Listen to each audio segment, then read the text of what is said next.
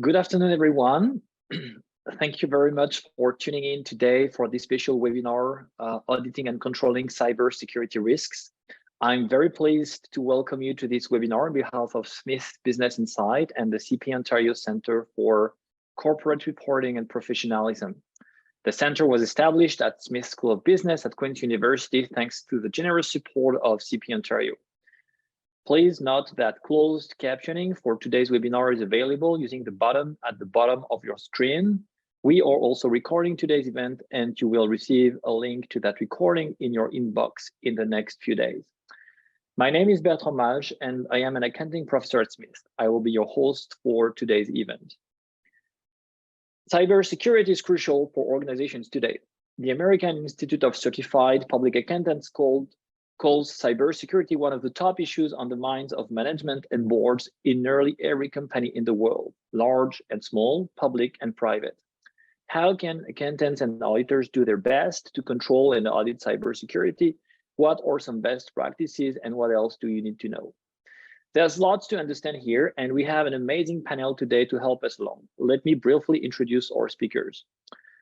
First, Stephen Ding is an assistant professor at the School of Computing at Queen's University, where he leads the L1NNA Artificial Intelligence and Security Lab. His research bridges machine learning, data mining, and cybersecurity.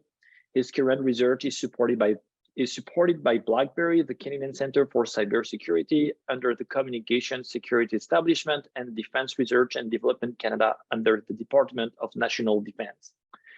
Hou is an associate professor at Smith School of Business and a senior research fellow for the CPA Centre for Corporate Reporting and Professionalism. His areas of study include disclosure and auditing, and he has published papers in top journals such as the Accounting Review and Contemporary Accounting Research. And finally, Antonio Pecora is a director of information technology inspections at the Canadian Public Accountability Board. He has over 20 years of experience in the areas of IT risk and controls, control optimization, and regulatory compliance. His experience has contributed to numerous publications related to technology in the audit, auditing in the crypto asset sector, and third-party reporting. So as you can hear from these profiles, we are in very good hands today. After today's presentations, we will have time for a Q&A with our panelists. I encourage you to ask questions. You can write them into the Q&A button at the bottom of your screen at any time during the webinar. And I do really encourage you to ask questions. So let's get started. First up, I'd like to have Stephen Ding provide an overview of current cybersecurity risks, the future of cybersecurity. Steve, the floor is yours.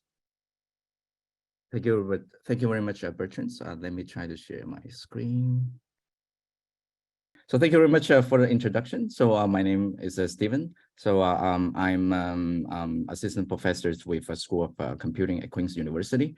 So today I'm gonna cover some overall cybersecurity landscapes situations in Canada as well as over the world. So I will cover what are the typical serious and immediate risks in cybersecurity. I will also cover some of the what type of business or organizations that are most vulnerable to cybersecurity, cyber threats in cybersecurity. Also we will talk about some of the typical mitigation strategy as well as where you can find more guidance to better prepare for future attacks.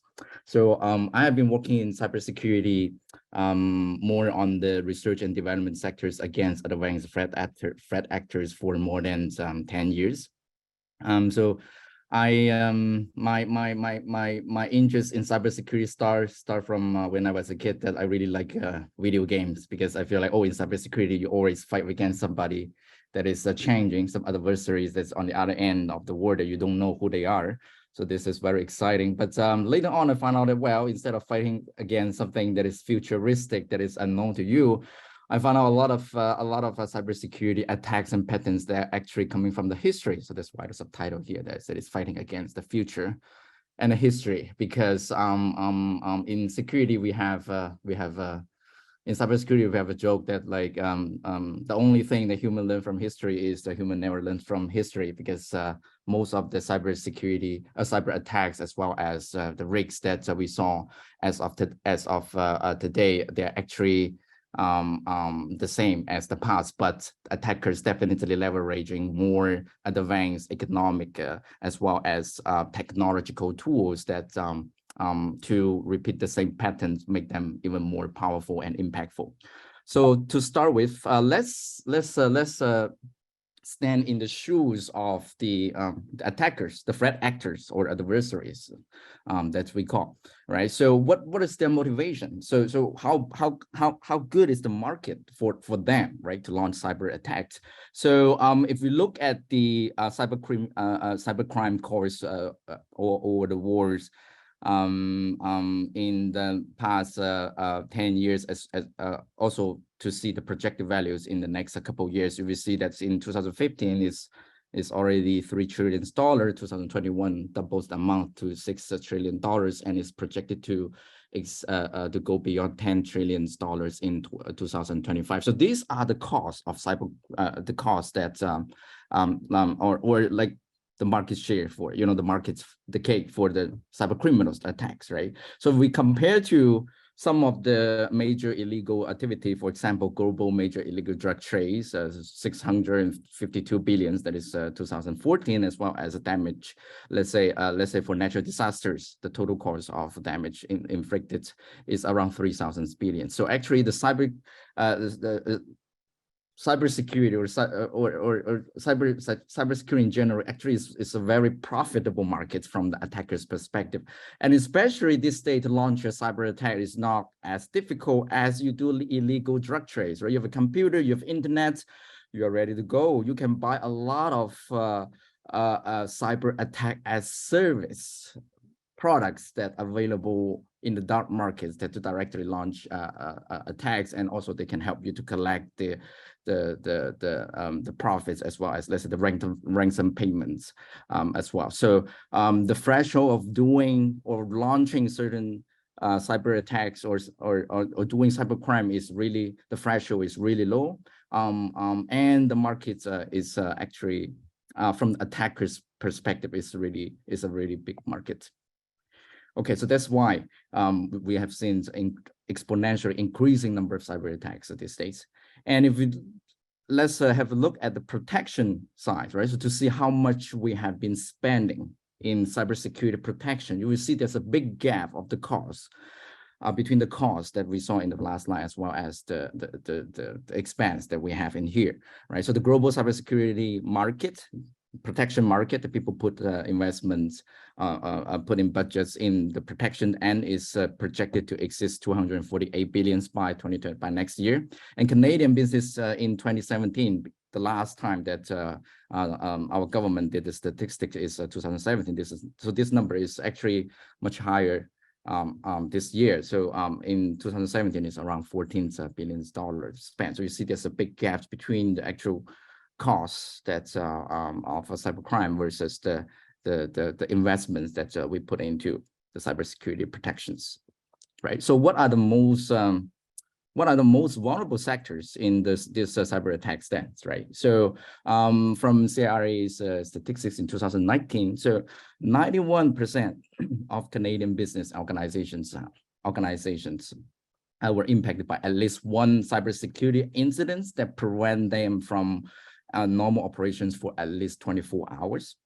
If we look at the report incident, so this diagram here, they're collected from the survey. So basically, it's like, you know, based on if they want to report it or not, right? So in this case, based on the reports, critical infrastructures, oil, gas, healthcare, hospital, power generations are the big targets for the cyber attacks, and for financials and insurance, financial and insurance sectors ranked the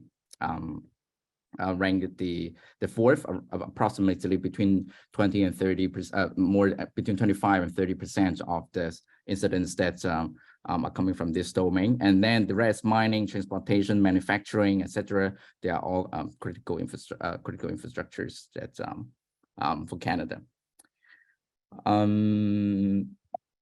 Okay, so as an example, right? As an example for the cybersecurity attack incidents, right? So last October, so Newfoundland and Labrador healthcare system was under a cyber attack.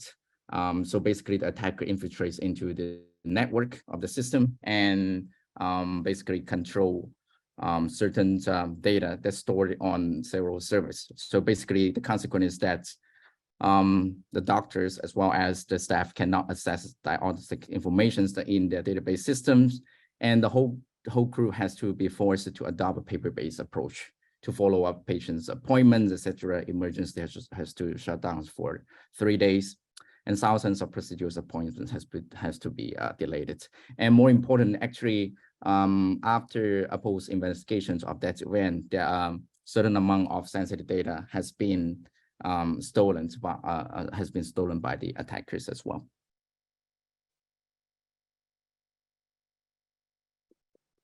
And besides of the cyber attacks that just typically follow economic gain, financial gains, like monies. In this case, there's starting from the beginning of pandemics, there are increasing number of state-sponsored attacks that we have been observing in Canada as well. So in the last 2 years, there are 2 critical incidents that's affecting Canada. One is the APT41's attacks group, adversary groups that attacks the Microsoft Exchange servers all over the world. So in Canada, roughly 9,000 of servers that was impacted by this attack. And this last year, there's a supply chain attacks by a specific adversary groups as well, against SolarWinds systems. And basically, they are the suppliers for many software systems for many different industrials. So more than 19,000 of global companies, global compromise, and around 100 of them, including some of the very big institutions in Canada, was the victims of that cyber attacks. So we have been seeing an increasing number as well as the scale of the state-sponsored attacks that's targeting on not just large institutions, but also small to medium-sized business. So every couple of years, Canada will release a national cyber threats assessment report. So this year's report has come out last month, October 28, and these are the several key observations or key assessments of the cybersecurity attack landscape right now. So ransomware has become the most popular as well as a persistent threat to Canadian organizations across different size, across different sectors of the organizations. We have been seeing a lot of ransomware attacks. So we're going to explain this later. And critical infrastructure is increasing at risk from the cyber threat activity, especially in Canada. We have a lot of legacy cyber physical system that have increasing connections to IT wars. So there's increasing risks from the cyber physical attack vectors. And since pandemic, we have been seeing more state-sponsored cyber attacks activities. Besides of the typical exploitations or attacks against on the technical end, there are also on the social medias and as well as the informations, and there are a lot of threat actors that spreading misinformations to trying to discrediting the trust in the online space. And additionally, disruptive technologies also bring new opportunity and new factors, especially in the technical domains. We've been seeing attackers leveraging even AI to try to find the easiest attack vectors to penetrate into the systems.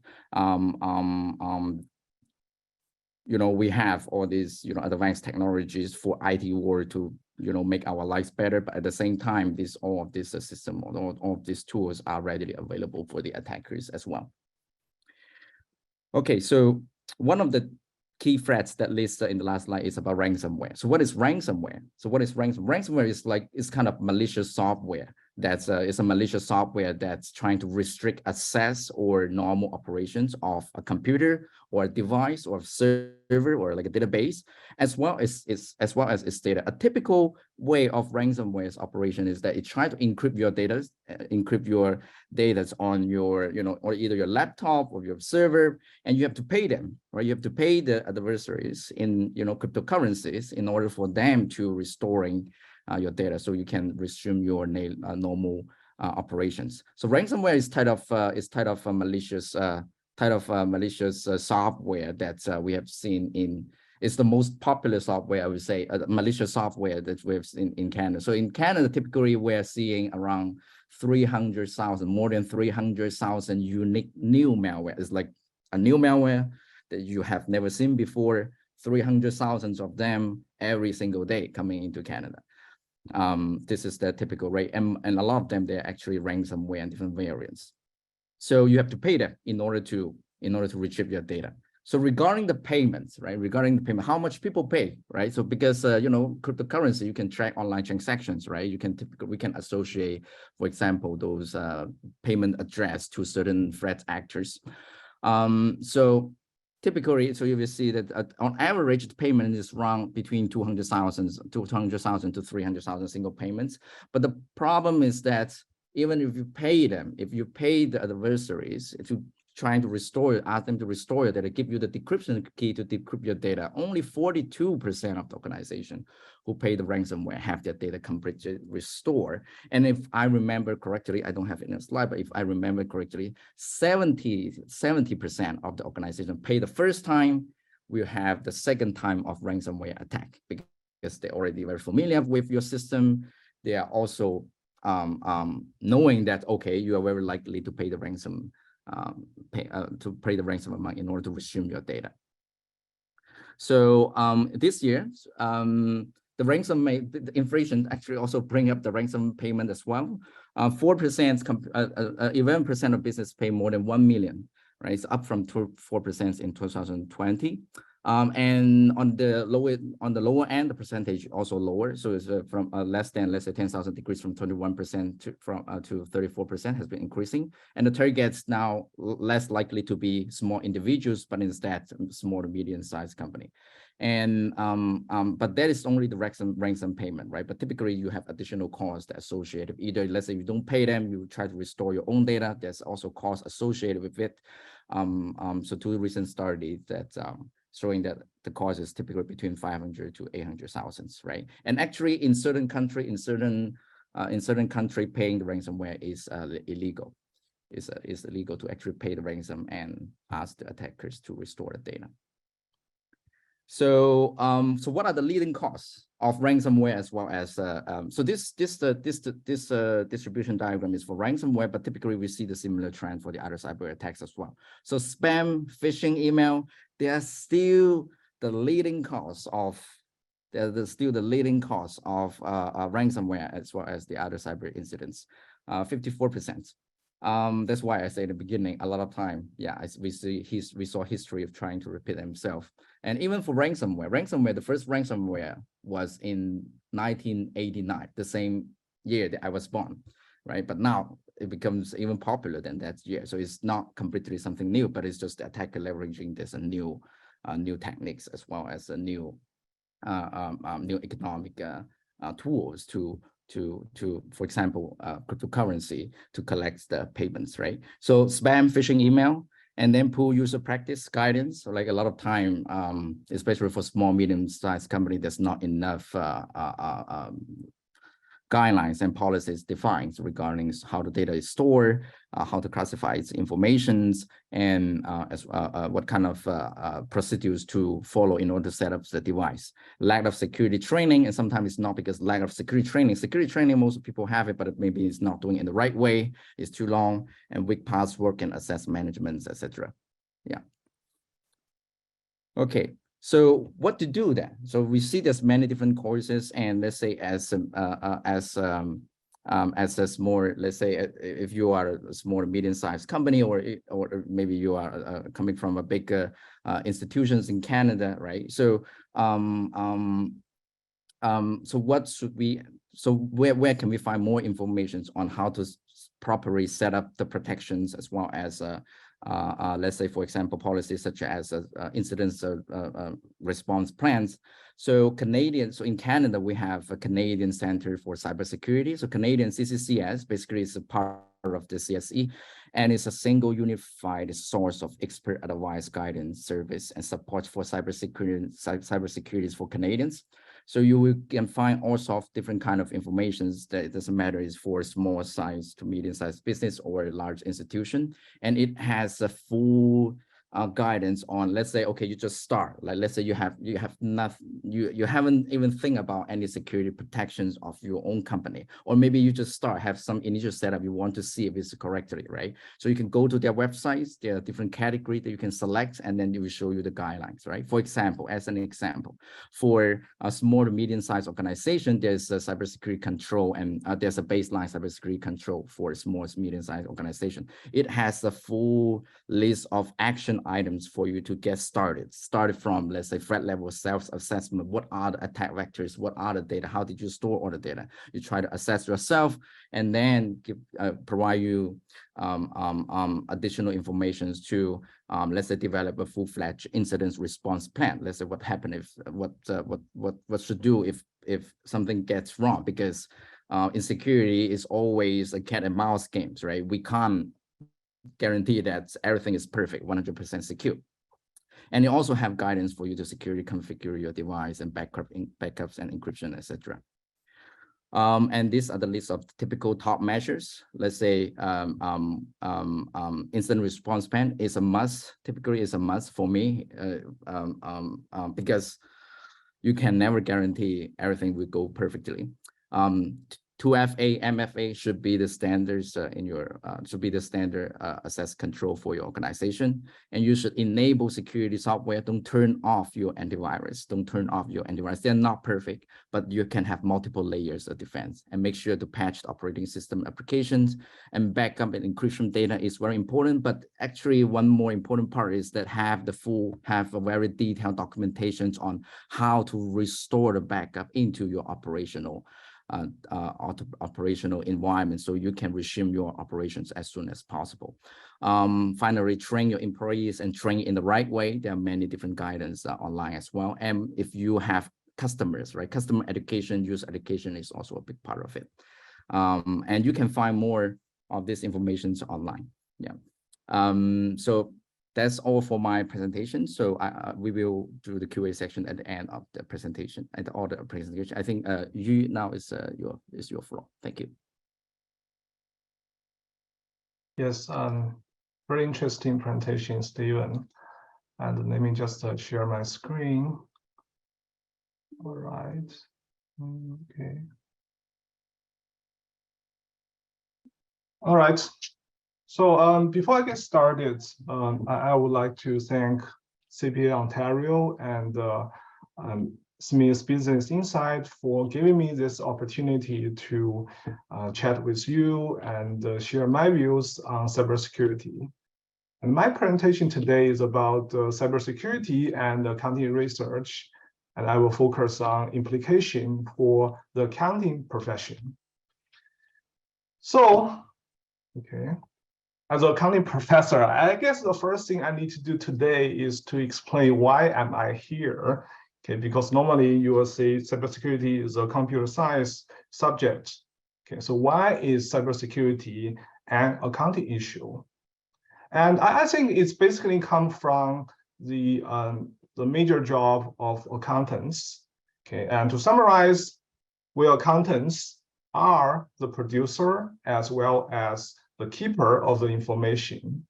And one of our major responsibilities is to keep information safe. Okay. And you know, even if you have no accounting background, you probably have heard of bookkeeping or bookkeeper. And in my view, bookkeeping is just a subset of accounting. Okay, so basically in old time, okay, we do have real books to keep. Okay, physical books. Okay, what we do every day is to record business transactions on the books. Okay, and at the end of the day, okay, one important job for us is to lock the books into a safe. Okay, and we have to make sure that the keys to the safe are in the hands of reliable people. And nowadays we don't have, you know, real books, physical books, and our information is in our computer, in the cloud, but it's still our job to ensure that, you know, our information is safe in cyberplace. And moreover, because, you know, we are the group of people, okay, who have been protecting the information for thousands of years, and we have the skill and knowledge, to ensure cyber secure. So we accountants should take charge of, or at least play a key role in cybersecurity. For example, one of the most effective way to be cyber secure is to do auditing. And I will leave the details of auditing to Antonio, our next speaker, to talk about it. All right. So the importance of the role of accountants in cybersecurity actually is evident in recent reports. Here I show you one report and conducted by a Big Four accounting firm, EY. So basically, they surveyed Fortune 100 companies. They look at in those companies whether the cybersecurity is overseen by audit committee. Whether audit committee is in charge of cybersecurity, and they find that a majority of firms dedicate cybersecurity to audit committee members, to accountants. And this number keeps going up from 58% in 2018 to 68% in 2021. And we know that Fortune 100 companies, they are probably the largest firms in the world. How about smaller firms? And actually, we observe a similar trend for even smaller firms. So this diagram actually is come from the dissertation of one of my PhD students. And we look at all US public firms, and look at how many of them dedicate cybersecurity job to audit committee. And we find that this number is also going up. You can see in 2010, there were only dozens of firms to dedicate this job to accountants. But in recent years, this number is over 800 firms. So although audit committee members are not only accountants in the company, but at least those numbers show that accountants are playing a big role in cybersecurity nowadays. And I have a prediction that accountants with knowledge of cybersecurity will be in high demand in the near future. So as you can see here, only 15% of all US public firms, they dedicate all the cybersecurity oversight to audit committee. And a primary reason for this low percentage is because it's really hard for them to find people who knows both accounting and cybersecurity. And this number is much lower than Fortune 100 firms, because maybe for big firms, it's easier for them to hire talents. But on the other side, from the perspective of accountants, it's really an excellent job opportunity for you guys. All right. So let me talk about another important accounting research concerning accounting profession. Some of you know that more and more firms, they have created a top executive job called CISO, which stands for Chief Information Security Officer. And with this IT expert in place, one may argue that probably accountants should phase out and let CISOs do their job. But however, the answer is no. According to two accounting professors, and those two, Larry Gordon and Martin Loeb, are probably the most famous names in cybersecurity in accounting field. So they argue that while CISOs can help firms a lot, but accountants can still are still playing a key role. There's still a lot for accountants to do. And essentially, a major reason is because CISOs, they have some incentive issues. They have incentive misalignment, and they tend to overinvest in cybersecurity and hide the incidence of cyber attacks. So to explain our investment in cybersecurity, okay, please allow me to sidetrack a little bit, okay, and talk about a model.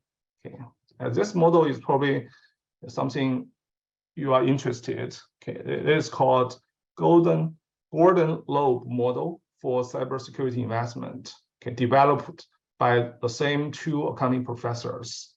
Okay, actually, this is the very reason they became famous. Okay, because this model has a very wide application.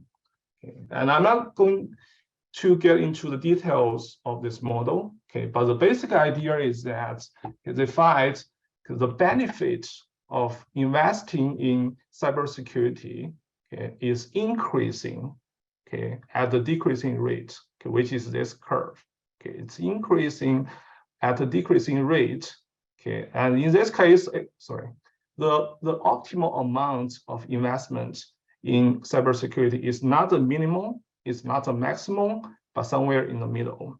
And according to their, their calculation, okay, it should be 37% of the predicted losses of the cyber attacks. Okay, so I think this is very useful to many firms. Okay, so based on this model, okay, they argue that CISOs, okay, tend to invest more than 37% of the expected losses. Okay, because as CISOs, they have very high stake in cyber attacks, in cybersecurity. Okay, and if you know some, CISOs, they often call themselves Chief Intrusion Scapegoat Officer. Okay, it's a very sad story because the first reaction of many firms after they were attacked is to fire CISOs to appease their shareholders and the public.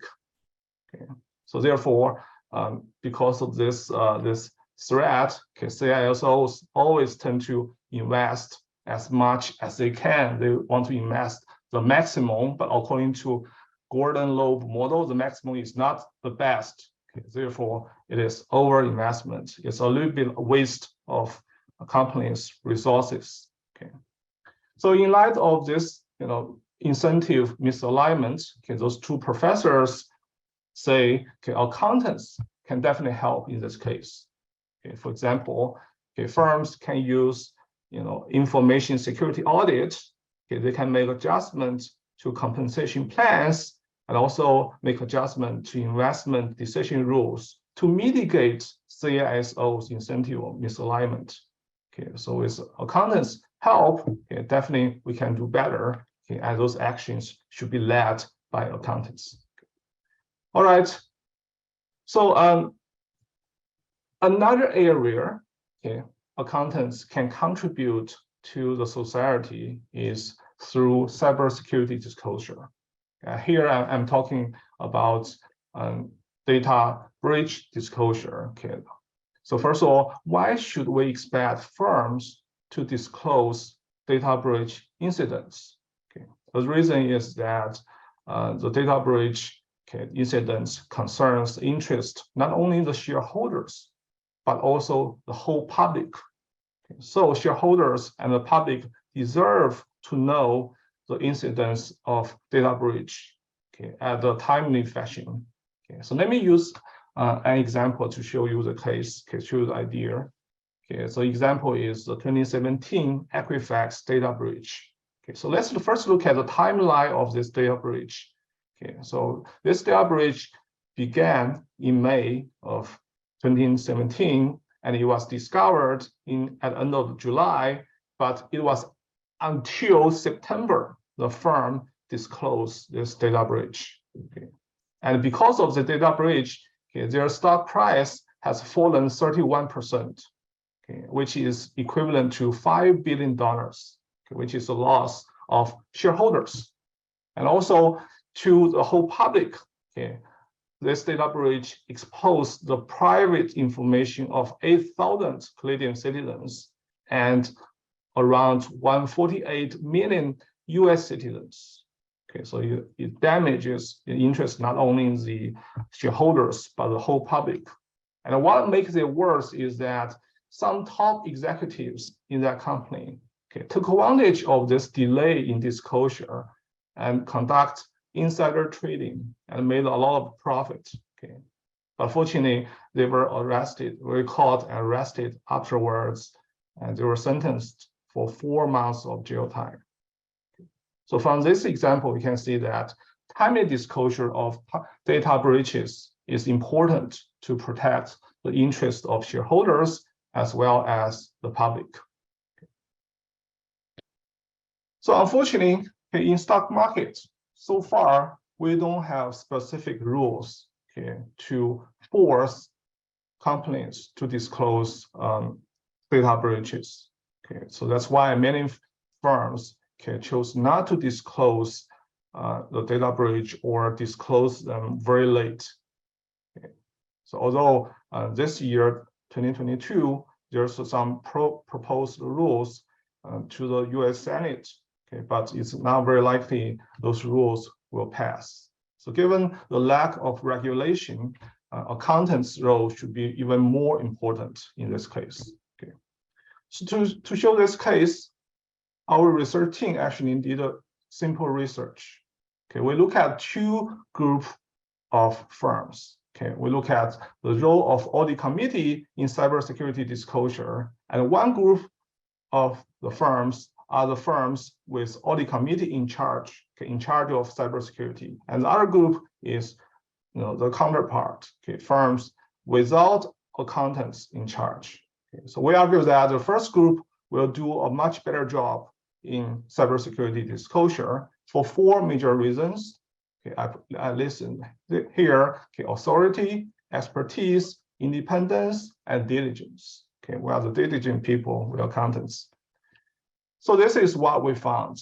We find that firms with accountants in charge are more likely to disclose. And more importantly, firms with accountants in charge are disclosing much earlier than other firms. 73% earlier. And also, if you have accountants in charge in your company, they are 68% less likely to receive future SEC comment letters. We look at US firms. So in this case, you can be less likely to be harassed by regulator, which saves the company a lot of money and effort. So our research concludes that accountants foster compliance and social responsibility of the firms. So that's basically the research I want to talk about today. And I give you 3 takeaways. So hopefully first, I have convinced you that accountants play a key, if not a central role in cybersecurity.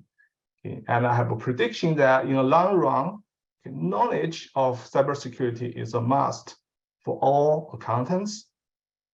And cybersecurity will further escalate the status of accountants in the future. All right, that's what I have for today. And I want to thank you again for having me here. And I look forward to your questions. And then I'll move the floor to Antonio, our expert in auditing. Antonio, the floor is yours. All right.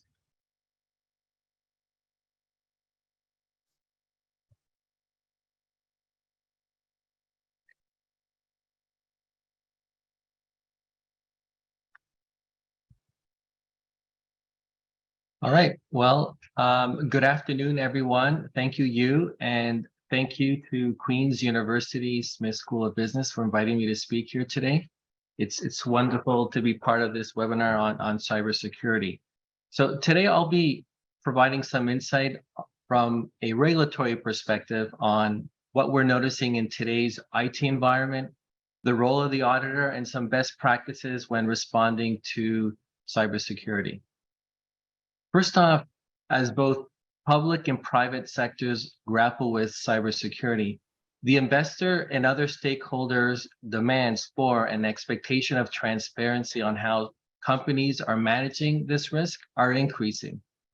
On this slide, you'll notice from EY's Cybersecurity Disclosure Report, I thought I would highlight some of the key observations I felt worth mentioning here.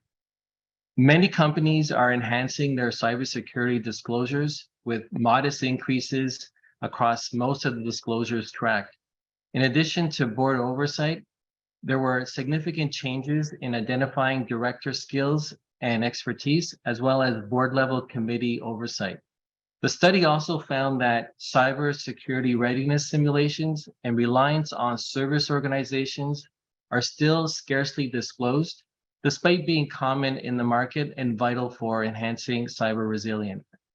Now, similar to the report highlighted here, from a regulatory perspective, we agree and have noticed that investors and stakeholders are interested in understanding a company's cybersecurity risk and their strategies for mitigating those risks for numerous reasons, including investors that want to understand cybersecurity risks that could threaten the achievement of the company's operational, reporting, financial, legal, and regulatory objectives, and companies that want to understand the cybersecurity protocols of their service providers and how they handle and protect sensitive information. And finally, consumers that want confirmation that their personally identifiable information will be secure.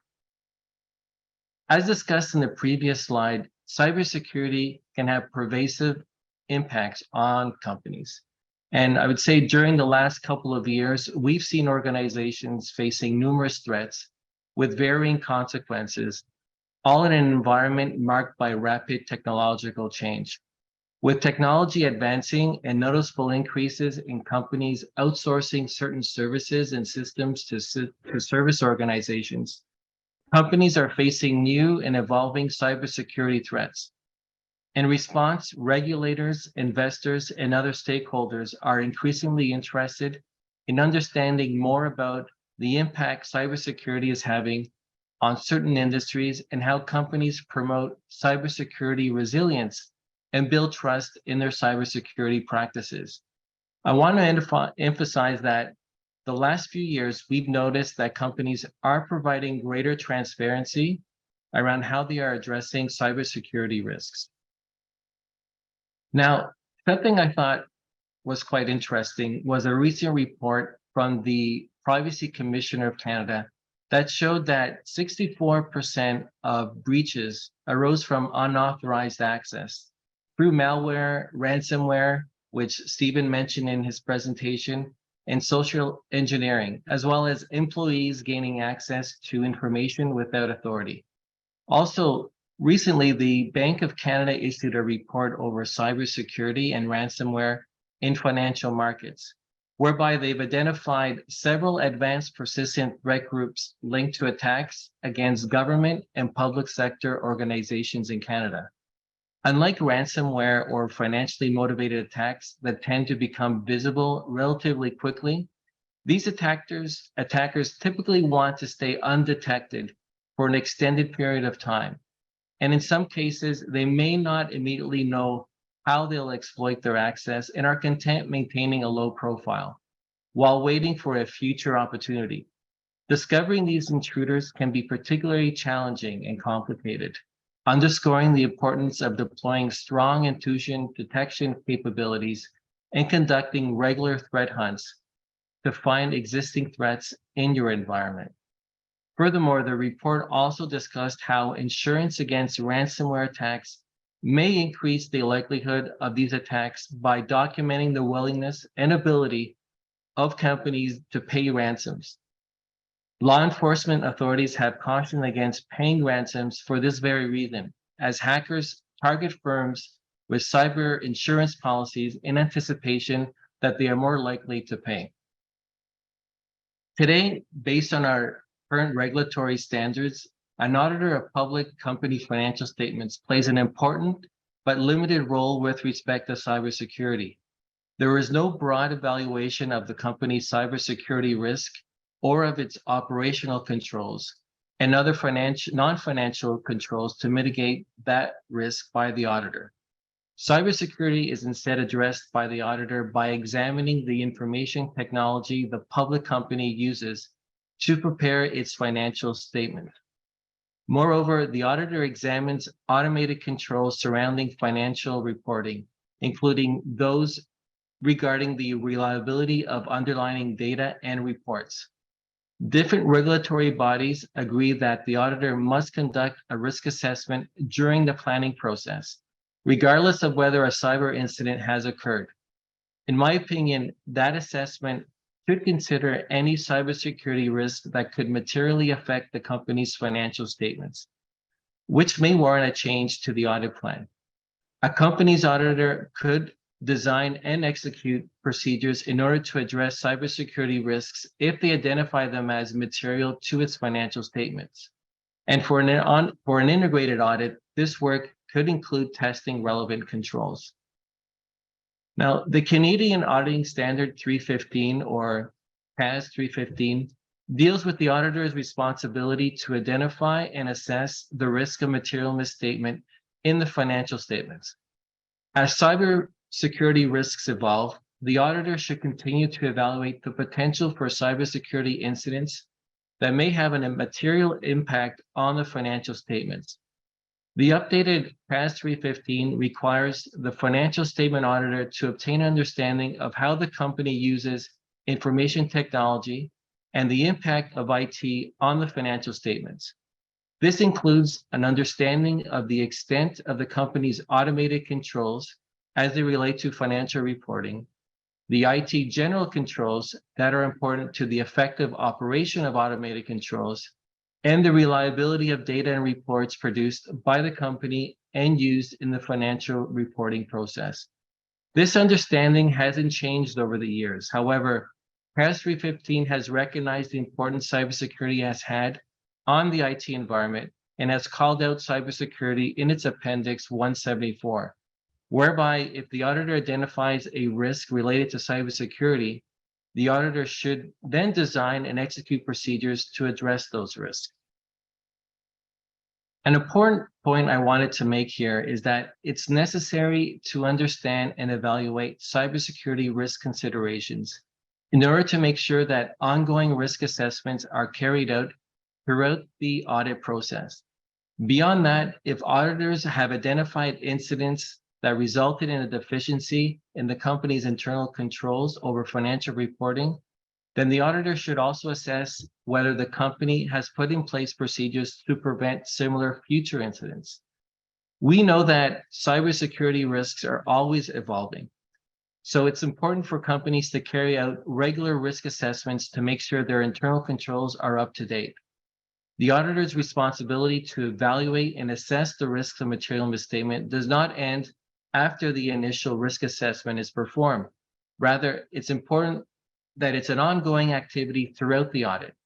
This means that if during the audit, the auditor becomes aware of a cyber or potential cyber incident, this means that they need to determine if that incident could affect the accuracy of the financial statements or notes to those statements.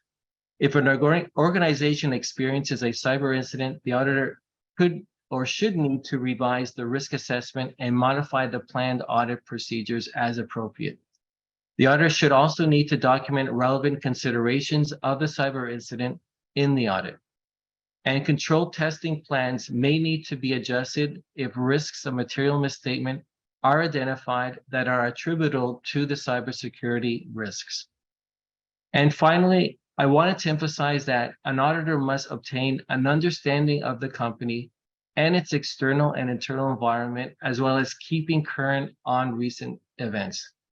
Participating in working groups and stakeholder meetings helps to anticipate and respond to the changing environment, and in particular to preparing for the opportunities and risks that emerging technologies present to financial reporting and auditing.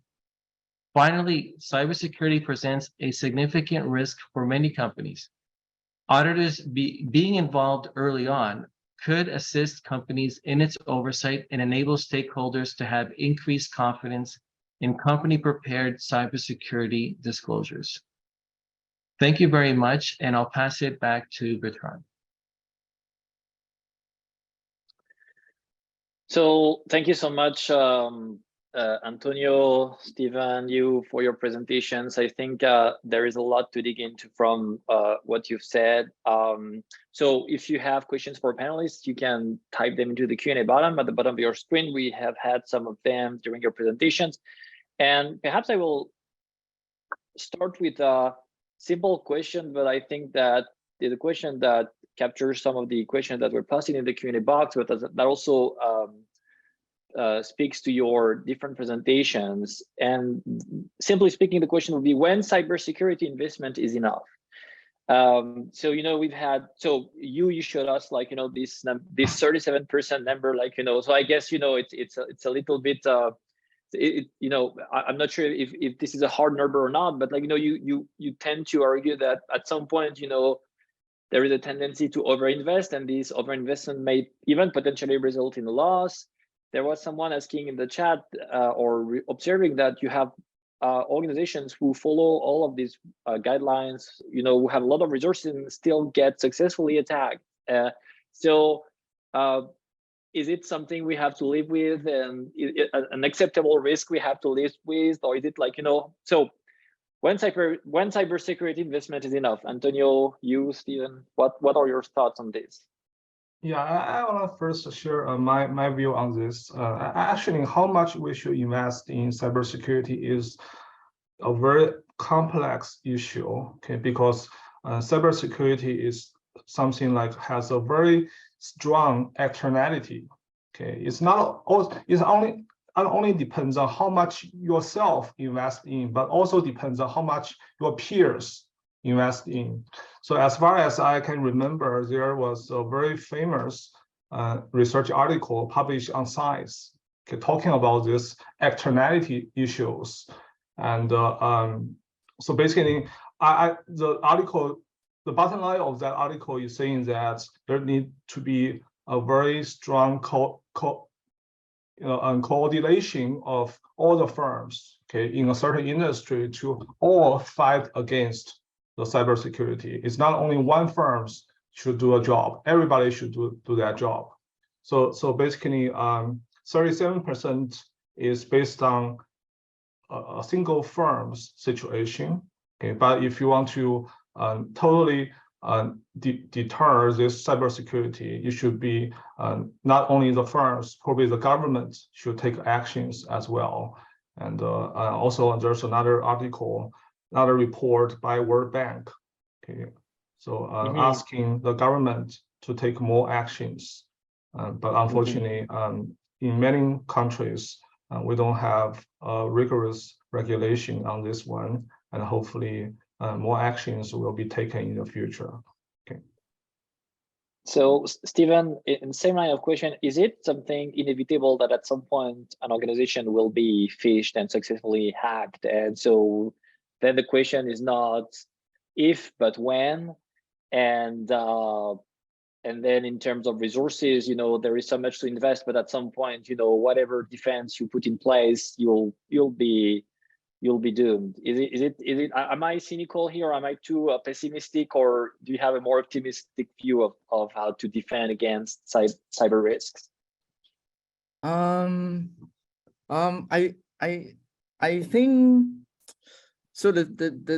I actually like you say that like you say that actually there should be a consensus of, okay, everybody should, you know, have this basic you know, protections to make sure that, because as a attacker, let's say if we stand in the shoe of attackers, right? So this is basically a game theory, cat and mouse game theory. That's okay. Of course, the goal is to make money, make profits. It doesn't matter who is the target. So of course, typically we pick the weakest, you know, the easiest one, right? The easiest attack vector. And I think so based on the current landscapes, right? So the investments into these different products in security, cybersecurity protections, I would say is a more different layers, right? So you start with some basic layers protection that is already building up a very high barrier for the attackers to get in. Of course, the attackers can still try to figure out new ways, right? There's new techniques that are coming out. There's new vulnerabilities coming out. Maybe you just one day miss patching the vulnerability, they can still get in just one day. But the motivation of them spending that much resource going over the barrier, that the minimum barrier that if you follow typical practice, it's actually is very difficult actually, yeah, for them to make this decision. And also regarding the defending sides as well. So let's say if you have a large organization or institution, of course, naturally you will have more investment in cybersecurity, but it's not because of, okay, how good is the protection, like how advanced is your techniques that you're using for protection, but it's how good is your management, how good is your implementation of all the guidelines as well as practices, because you have more clients. Maybe Anton have a better understanding, a better interpretation of this. But my understanding is that you have a larger attack vectors, so naturally you will need some more investments, because more investments in the protections. Yeah. Mm-hmm. I hope. And Antonio, so also in terms of investing, and someone asked in the chat, if you had to prioritize between auditing, training, investing in proper systems, why should we prioritize auditing as opposed to other source of other modes of protection? And your thoughts in general about this question of how much to invest, are we condemned to be hacked, and how can we make a difference? Yeah, so it is a difficult question, and I think my other panelists have talked a little bit more about that. But as a good auditor, we always say that it all depends, right? And I think the issue that we have is, and I kind of mentioned it in my presentation, understanding the complexity of the environment that you're in will help sway how much you're going to invest. So if you're in an industry that's, maybe it's banking, and banking seems to be an area where they've been targeted more, or more in the crypto space, maybe there is, there are more transactions, and there's a higher probability that you will experience a cyber attack, but maybe a large cyber attack. So you may want to invest heavily on securing your perimeters and ensuring that you do have the right safeguards. Now, the auditing piece, I mean, if we think of the different lines of defense, where the auditor is typically the third line of defense. So, we need to have the checks and balances, and making sure that management and the compliance folks are doing their job correctly. So we do need the auditor to be making sure that everyone is doing their job correctly, and we're able to provide value in that sense, and following some of those best practices that Stephen had brought up around small businesses and medium-sized businesses that the government has put out. Those are actually very good practices that kind of feed into what we would expect large organizations to have in place around a good, solid security framework. Well, thank you. And a very quick follow-up question, because we're all... Sorry, yeah, sure. Go ahead. There is one question I want to address. I saw, at a Q&A, and I saw several people ask where you can get training of cybersecurity and accounting. And unfortunately, as far as I know, there's no program about cyber accounting in Canada, but I know there's quite a few master program in the US. So I think this should be a trend in the future, and more Canadian schools should pay attention to train accountants with knowledge of cyber security. And maybe it's something Bertrand and we can talk to our dean to open maybe some courses on accounting cybersecurity. But if you are really interested, probably you should check our Smith's websites, and maybe we will launch such program or courses in the future. Thanks, Hou. So we are almost out of time. So I would just want to thank you all the panelists again for their presence and participation. This is really a fascinating topic, and for sure, we'll keep having this conversation in the future, because we're only at the beginning of something. I want to let you know that this is also our final Smith Business Insight webinar for 2022, but we'll be back in January with a new season of webinars. So keep your eyes on your inbox for details. In the meantime, please also visit Smith's Business Insight at smithquince.com insights to read lots of interesting articles. You can also listen in on our new podcast, Teams Work. It's all about the dynamics of teamwork and how we can collaborate effectively in the office and beyond.